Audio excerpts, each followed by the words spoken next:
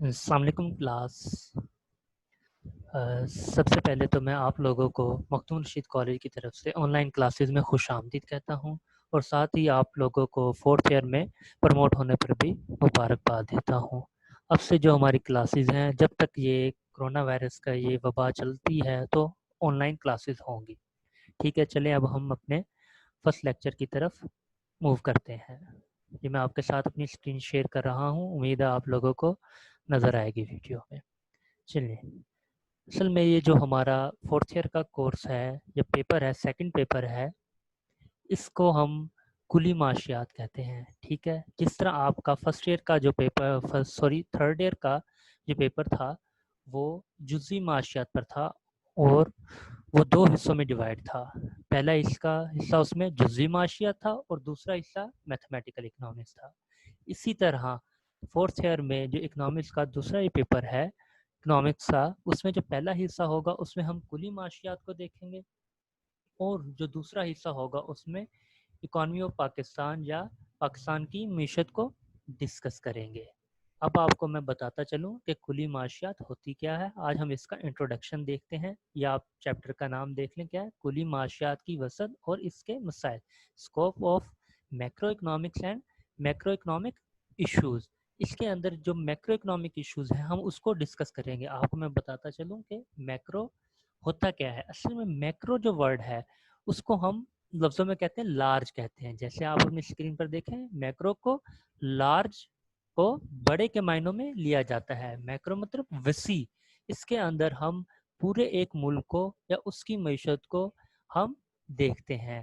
اس کے اندر کون کون سے ایشو آتے ہیں وہ ہم آگے فردر جا کر ڈسکس کریں گے۔ اب آپ نے یاد رکھنے کے لیے اس کو دیکھنا ہے کہ میکرو کا ورڈ کو لیتے ہیں ہم بڑے کے معنوں میں لیتے ہیں لارج، میکرو مطلب لارج۔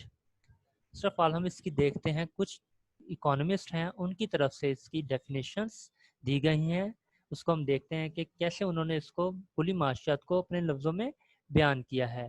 پہلے ہے پروفیسر RGD ایلن نے معاشیات کو ڈیفائن کیا ہے کہ کلی معاشیات میں بڑے بڑے معاشی مجموعوں کے باہمی رشتوں کو بیان کیا جاتا ہے، ٹھیک ہے؟ دوسرے اکانومسٹ ہیں شپیرو، ایڈورڈ شپیرو کی ڈیفینیشن ہے، انہوں نے کیا کہا ہے؟ کہتے ہیں کلی معاشیات کا نظریہ آمدنی، روزگار، قیمتوں اور زر کا نظریہ ہے۔ اس کے بعد ایک اور اکانومسٹ ہیں، انہوں نے ڈیفینیشن ایسے دی ہوئی ہے، برانبش اور فشر، ان کے مطابق کیا ہے معاشیات؟ کہتے ہیں کلی معاشیات کا تعلق معیشت کے مجموعی رویوں سے ہوتا ہے۔ مجموعی رویہ مطلب ایگریگیٹ، کسی بھی چیز کو جب ہم اکٹھا کر لیتے ہیں وہ کس چیز کا کیا بن جاتا ہے؟ اس کا مجموعہ بن جاتا ہے۔ آگے پروفیسر بالڈنگ کی ڈیفینیشن ہے، اس کو بھی ہم دیکھتے ہیں۔ اس کا میں نیکسٹ پیج آپ کے ساتھ شیئر کرتا ہوں، یہ دیکھیں انہوں نے کیسے اکنامکس کو ڈیفائن کیا ہوا ہے۔ یہ ایک تھوڑی سی کمپریہنسو ڈیفینیشن لگ رہی ہے۔ نے کہا کہ کلی معاشیات علم معاشیات کا وہ حصہ ہے جس میں معاشی نظام کی مجموعی اوسطوں اور مجموعوں کا مطالعہ کیا جاتا ہے، ٹھیک ہے؟ اس کے بعد ایک اور اکانومسٹ ہے پروفیسر گارڈنر ایکلے، کہتے ہیں کلی معاشیات کا تعلق معاملات کی کلی حیثیت سے ہے۔ یہ جو تھی میں نے آپ کو کچھ ڈیفینیشنیں دکھائی ہیں، پڑھ کر بھی بتائی ہیں، امید آپ کے پاس اسکرین پر بھی شو ہو رہی ہوں گی، تو آپ ان میں سے کوئی ایک دو ڈیفینیشنز، ویسے پیپر میں تو نہیں آتی یہ شارٹ کوسچن میں، ویسے آپ اپنے انفارمیشن کے لیے اس کو کوئی 2 یا 3 ڈیفینیشن ان کو یاد کر لیں۔ اب دیکھتے ہیں کہ ہم کلی معاشیات کے اندر کون کون سے مسائل درپیش ہیں، یہ کون کون سے مسائل ہیں جس کو ہم نے ڈسکس کرنا ہے تفصیل سے۔ یہ ہمارے پاس کچھ ایک مسائل ہیں جن کو ہم نے میکرو اکنامکس میں ہم کلی معاشیات میں ڈسکس کرتے ہیں۔ آپ کو اس کے ساتھ میں بتاتا چلوں کہ ہم اس میکرو اکنامکس کے اندر 2 ڈفرینٹ اکانومسٹ جو ہیں، ہمارے پاس 2 ڈفرینٹ اسکول آف تھاٹ ہیں، اس کو ہم ڈسکس کریں گے۔ کلاسیکل اکانومسٹ کو بھی ہم ڈسکس کریں گے، جو ہم نے فرسٹ ایئر میں بھی پڑھا ہوگا آپ نے کہ کون تھا اس کا فاؤنڈر، کون تھا کلاسیکل اکانومسٹ کا؟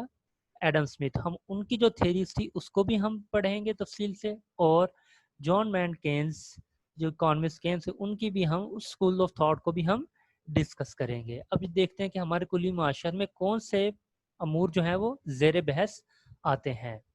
नंबर 1, कौमी आमदनी व रोज़गार का नज़रिया।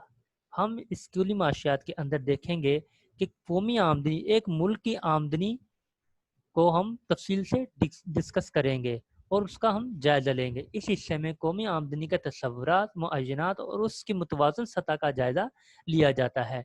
ये एक अलग से पूरा चैप्टर है। इसके अंदर जितने भी इसके तस्वुरात हैं, ख़ाम मुल्क की पैदावार, कौमी पैदावार, शख्सी आमदनी, काबिल तसर्रुफ़ शख्सी आमदनी, ये जितनी भी है, फ़िकस आमदनी, ये सारे हम इस चैप्टर के अंदर डिस्कस करेंगे।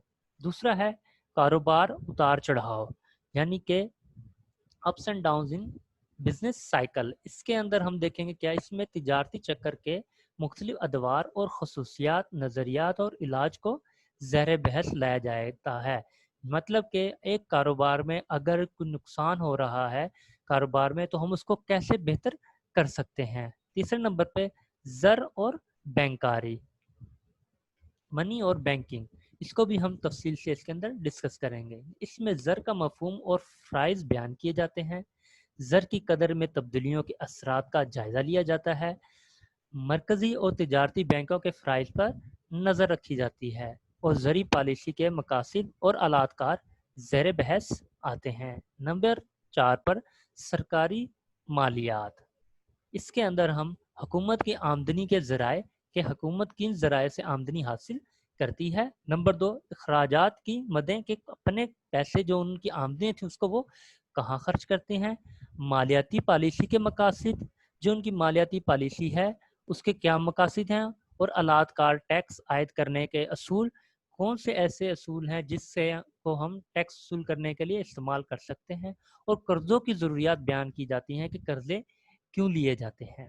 नंबर 5, बैनुल अक़वामी तिजारत, मतलब कि हम जो एक मुल्क से दूसरे मुल्क के साथ जो हम लेन देन करते हैं अशिया व खिदमात का, उसको हम बैनुल अक़वामी तिजारत कहते हैं। इसमें हम बैनुल अक़वामी तिजारत के वजूद में आने से मुतल्लिक नज़रियात, कौन से नज़रियात होंगे वो, तवाज़ुन अदायगी मतलब कि बैलेंस ऑफ पेमेंट, और बैनुल अक़वामी माली इदारों का मुताला किया जाता है। ये हमारे मेन 5 इश्यूज होंगे जिसको हम कुली माशियात में ज़ेर बहस लाएंगे। उम्मीद है आपको ये लेक्चर मेरा समझ आया होगा। ये एक इंट्रोडक्टरी लेक्चर था। इसके बाद हम नेक्स्ट लेक्चर के अंदर हम तफसील से इनको पढ़ेंगे। अब मैं आपको इसके साथ आपसे इजाज़त चाहता हूँ और आपको तंबिया करता हूँ कि स्टे सेफ। Thank you.